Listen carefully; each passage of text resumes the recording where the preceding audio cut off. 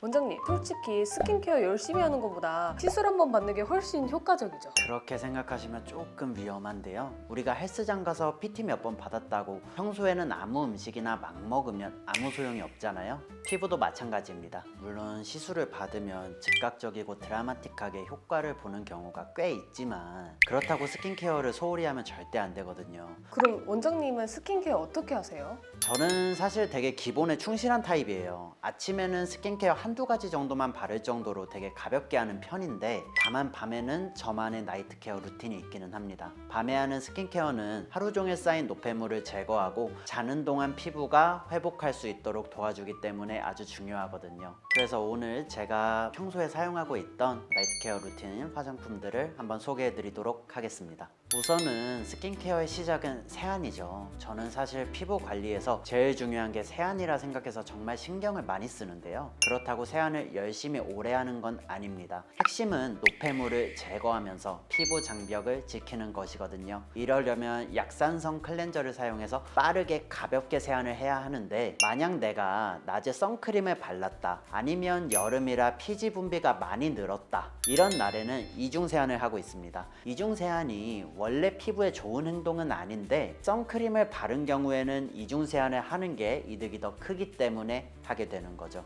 우선은 1차 세안은 요 클렌징 밀크로 하고 있습니다. 저 같은 경우는 클렌징 밀크는 거의 다 잘 맞는 편이라 그때그때 세일하는 거를 좀 사서 쓰고 있는 편이긴 한데요. 요즘은 이 제품을 사용하고 있습니다. 클렌징 밀크 같은 경우는 로션 제형이라서 오일보다 피부에 순하면서 모공을 막을 확률도 낮아서 자주 쓰고 있습니다. 먼저 마른 얼굴에 골고루 펴서 마사지 하듯이 문지른 다음에 미온수로 씻어내게 되면 되는데요. 문지를 때 너무 힘을 주지 말고 살살 애기 볼을 만진다고 생각하면서 부드럽게 하는 게 포인트가 아닐까 생각합니다. 그리고 마찰로 인한 피부 자극을 줄이려면 최소 4번 정도는 펌핑을 해서 충분히 많은 양을 사용하시는 게 좋을 것 같습니다. 그 다음에 2차 세안으로는 에스트라의 버블 클렌저 제품을 제가 자주 사용을 하는데요. 약산성 제품인데다가 제형이 버블로 나오는 거기 때문에 피부 자극이 거의 없는 수준에 가깝습니다. 또한 피부에 수분을 많이 빼앗지 않아서 이중 세안을 할 때 걱정되는 자극이나 건조함을 확 줄일 수 있습니다. 근데 세안할 때 어떤 제품을 쓰느냐 보다 더 중요한 게 하나 있어요. 물 온도가 정말 중요한데 반드시 미지근한 물로 하셔야 합니다. 보통 너무 차갑거나 너무 뜨겁게 쓰시는 분들이 많은데 뜨거운 물은 유분막을 과도하게 제거해서 건조함이 더 심해질 수도 있고요. 찬물 같은 경우에는 노폐물이 제대로 제거가 안 될 수가 있어요. 특히 지성 피부거나 이마나 턱에 여드름이 자주 생기는 분들은 피지 분비가 많은 부위 위주로 해서 꼼꼼하게 문질러 주셔야 합니다. 여기서 꼼꼼하다는 게 꼭 세게 문지르라는 뜻은 아니에요. 부드럽지만 집중적으로 하시라는 뜻입니다. 마지막으로 세안 후에는 물기를 툭툭툭 가볍게 제거하는 수준으로만 수건으로 두드려 주세요. 벅벅 세게 문지르는 분들이 생각보다 꽤 많거든요. 그렇게 되면 피부 장벽이 다 망가질 수도 있을 것 같습니다. 그럼 세안하고 나서 뭐부터 바르세요? 피부 컨디션에 따라서 조금 다르긴 한데요. 보통 히알루론산 세럼을 바르고 있어요. 물기가 살짝 촉촉하게 남아있을 때 이 세럼부터 바르고 피부에 흡수시켜줍니다. 그래야 히알루론산이 피부 속에서 수분을 꽉 잡고 있어서 피부가 축축해져요. 이 다음부터는 보통 기능성 화장품을 2가지 정도 사용을 하는데 매일 다 사용하는 건 아니고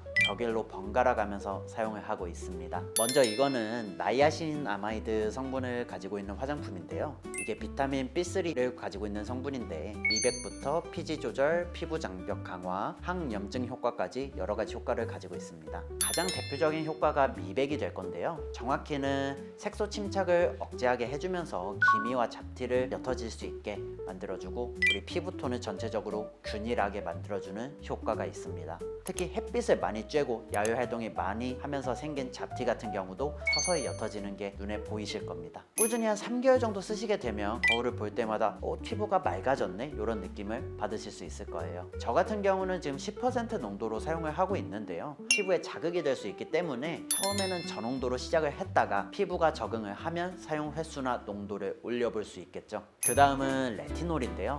앞서 말씀드린 것처럼 저는 저는 하루는 나이아신아마이드, 다음 날은 레티놀 이렇게 사용을 하고 있습니다. 두 성분 다 자극이 커서 동시에 같이 쓰면 저 같은 경우는 피부가 좀 예민해지더라고요. 레티놀 같은 경우에는 여러 제품을 사용을 해봤는데 지금은 처방받아서 사용을 해야 하는 20 연고를 사용을 하고 있습니다. 이게 전문의약품이라서 현재 레티놀 크림 중에서는 레티놀 함량이 가장 높고 효과도 가장 강력하다고 보시면 될 것 같아요. 그래서 처음 레티놀을 쓰는 분들에게는 추천드리지 않고 이미 레티놀을 사용을 해봐서 피부가 적응이 된 분들만 사용해 보시면 좋을 것 같습니다. 처음 쓰시는 분들이라면 시중에 파는 레티놀이 포함된 세럼이나 크림, 오일 같은 제품을 먼저 한번 사용해 보시면 좋을 것 같아요. 처음 바른 후에 피부가 붉어지거나 각질이 일어나는 거는 정상적인 반응이기는 한데 그 상태에서 계속 매일 바르시지 마시고 일주일에 한두 번 정도만 좀 괜찮은 것 같은데 하면 횟수를 조금씩 더 늘려나가 보는 방식으로 해보시면 좋을 것 같습니다. 워낙 자극이 큰 성분이라 잘못 바르면 피부가 뒤집어질 수 있기 때문에 이렇게 세심하게 피부에 적응시키는 과정이 필수입니다. 근데 우선 피부가 적응을 하기만 한다면 그만큼 효과는 정말 좋아요. 항노화 성분 중에서 가장 검증이 돼 있는 성분인데 주름 개선, 색소 침착, 모공 축소 정말 다양한 효과를 가지고 있습니다.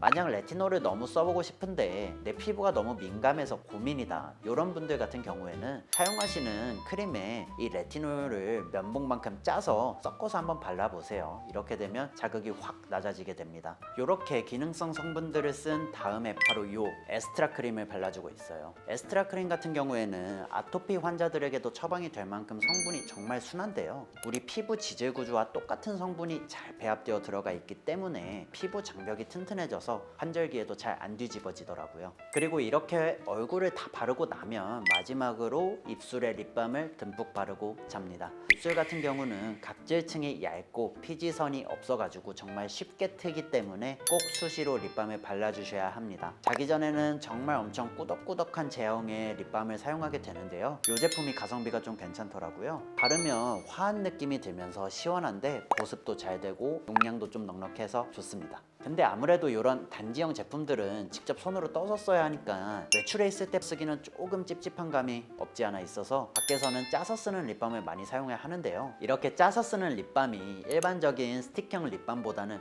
훨씬 촉촉하기 때문에 밖에서 자주 입술이 트는 경우 이런 짜서 쓰는 립밤 같은 경우를 조금 더 추천드리겠습니다. 이런 기본적인 루틴 말고 제가 컨디션에 따라서 그때그때 추가하는 루틴이 따로 있는데요. 만약 요새 좀 기름진 음식을 많이 먹었다, 내가 잠을 좀 잘 못 잤다, 이럴 땐 일단 기능성 화장품을 전부 제외하고 보습과 진정에 신경을 가장 많이 쓰고 있습니다.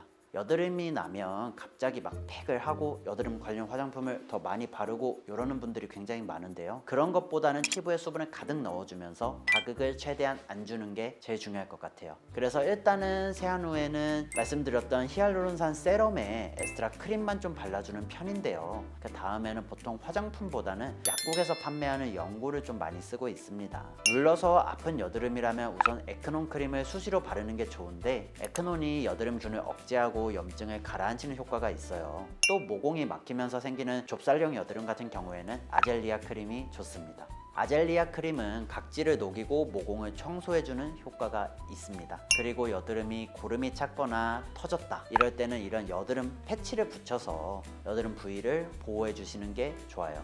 근데 여드름 패치가 정말 효과가 있는 거예요? 물론이죠. 효과가 있죠. 이걸 붙이고 있으면 직접적으로 손가락으로 만질 일이 덜하죠. 그리고 하이드로콜로이드 성분이 들어간 패치는 염증을 가라앉히는 효과도 같이 있기 때문에 패치를 붙이고 있는 동안 진물이 흡수되면서 다 가라앉고 생기는 흉터도 예방할 수 있습니다. 혹시 샤워하고 바디 케어는 어떻게 하세요? 너무 귀찮은데 바디 로션을 꼭 발라야 하나요? 물론이죠. 보통 피부라고 하면은 얼굴만 신경 쓰시는 경우가 많은데 몸까지 전신을 다 신경 써주셔야 합니다. 그래서 저는 365일 내내 샤워를 하고 나서는 바디로션을 꼭 바르고 있어요. 그럼 바디 로션도 좋은 걸 써야 돼요? 좋은 걸 쓰면 좋겠죠. 근데 이제 좋다는 게 가격이 비싸다거나 브랜드가 유명하다거나 이런 게 아니라 성분을 볼 필요가 있습니다. 저 같은 경우는 바디로션을 고르는 기준이 얼마나 순한가 그리고 얼마나 보습력이 좋은가 이 두 가지를 좀 보고 있는데요. 이 두 가지에 잘 부합되는 제품이 세타필, 일리윤, 더마비 제품이더라고요. 저는 이 세 브랜드에서 번갈아 가면서 그때그때 사용을 하고 있는데요. 전부 무난하고 가격대도 합리적입니다. 참고로 바디로션도 샤워 직후에 물기를 살짝 남긴 상태에서 바르는 게 제일 좋습니다. 살짝 촉촉할 때 발라야 흡수도 잘 돼서 보습 효과가 훨씬 좋아질 겁니다. 그리고 환절기나 겨울에는 몸이 정말 건조해져서 팔꿈치나 발꿈치나 이런 데가 각질이 쌓이기 쉽잖아요. 특히 발꿈치 같은 경우에는 굉장히 건조한 부위라 전용 크림을 쓰는 게 좋은데요. 저는 고운발 크림이라는 풋크림을 바르고 있는데요. 더 비싼 풋크림도 많이 써봤지만 저한테는 이 고운발 크림이 제일 효과가 좋았습니다. 일주일만 써도 부드러워지는 효과를 보실 수 있을 거예요. 이렇게까지 해서 제 나이트 케어 루틴을 소개를 해드렸는데요. 스킨케어를 복잡하게 생각할 필요가 전혀 없습니다. 세안은 가능한 한 자극 없이, 화장품은 보습 위주로 하되 나이아신아마이드나 레티놀 같은 항노화 성분을 적절하게 사용하기, 트러블이 생겼을 땐 약국 화장품으로 적절히 관리하면서 최대한 만지지 않기, 이 세 가지만 지켜주셔도 피부 컨디션이 좋은 상태로 일정하게 유지되는 걸 느끼실 수 있을 거예요. 물론 개인차가 있으니 본인 피부에 맞게 조절하시면 좋을 것 같습니다. 건성이면 보습제 사용량을 조금 더 늘리고, 민감성이면 레티놀 사용량을 조금 줄이는 방식으로 말입니다. 궁금한 점이나 피부 문제가 있으시면 언제든 댓글로 남겨주시고요. 오늘 영상이 도움이 되셨다면 구독과 좋아요, 알림 설정까지 꼭 부탁드리겠습니다. 그럼 다음 영상에서 또 뵙겠습니다. 감사합니다.